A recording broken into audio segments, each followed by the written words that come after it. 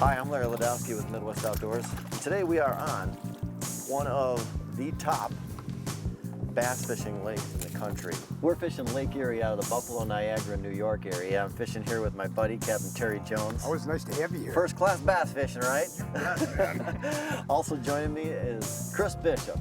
Let's go fishing, catch some footballs, right, Terry? You bet, man. Well, way to go, Chris! on the dual jerk bait. Beauty. There we go. It's a fish. It's a start. First smallmouth. Yeah. Nice. There we go. Yeah, he ate that dual jerk bait. That's the larger size we just came out with for this year. Well, here on Lake Erie, when we're working the jerk bait, I'm working it with a couple quick snaps, and I give it a good 2-3 second pause because we got some cold water conditions, high 40s, low 50s. We don't have any real grass or anything on the bottom, so I'm keeping the tip down to get the jerk bait down farther. It's got flat sides, so it's got a quick cutting action to it. And that's basically how we're working it here. If you're working in other conditions where you're trying to keep it above the grass, you can raise your tip up to the side a little bit, and you'll be able to keep it right above the tips of the grass. In this condition, rod tip down, right above the bottom. Bit it on the pause there. That's a decent little fish. And this crystal clear water too. There we go. Not a bad little fish right there at all. Just got him with a very back hook. Ate that one on the pause. That's again on that same color, on that skeleton IU. Woo! Now I was just casting the shoreline too. Oh, nice. Way to go, Terry. Got this on the crank. Nice job. Yes, sir. That's a football, a little football. I'll tell you, caught it right in the side of the mouth there too. Yeah, so what we're doing is we got this wall here, break wall, that we're kind of pitching to. It's about 8 to 10 feet of water, and we're just bringing the baits really slow back. It's about 50 degrees, the water is, so it's a slow presentation. And that's a key too. You want to make sure that your casts go as close to the wall as you can so that your bait stays within the strike zone as long as possible. Sometimes you can even fish, parallel to the wall and cast parallel to the wall just to make sure your bait stays in the strike zone longer. Oh! Whoa! Big That trout. ain't no bass, Chris. That is not a bass. Wow. That was amazing that thing came out of the water like that. Woo! Get him in there, Terry. Yeah. There we go. Oh. Too big for the net. There we go. Got him. Wow. Chris, what'd you catch him on?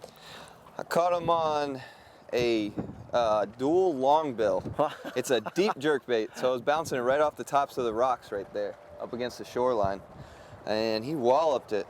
Look at that, tail just goes down to nothing. It's just a whap and tail. Oh, he walloped that too.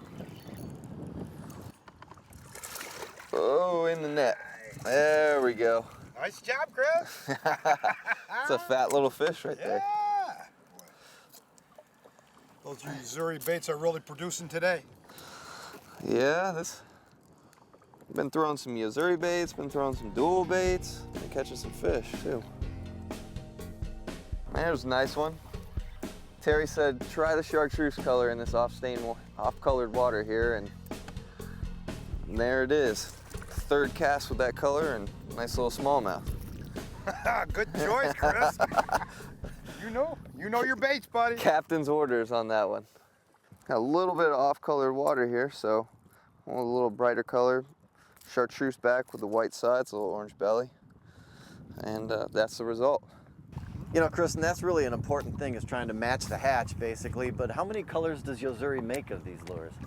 In the dual jerk bait, which we're mainly using today, we have 8 colors.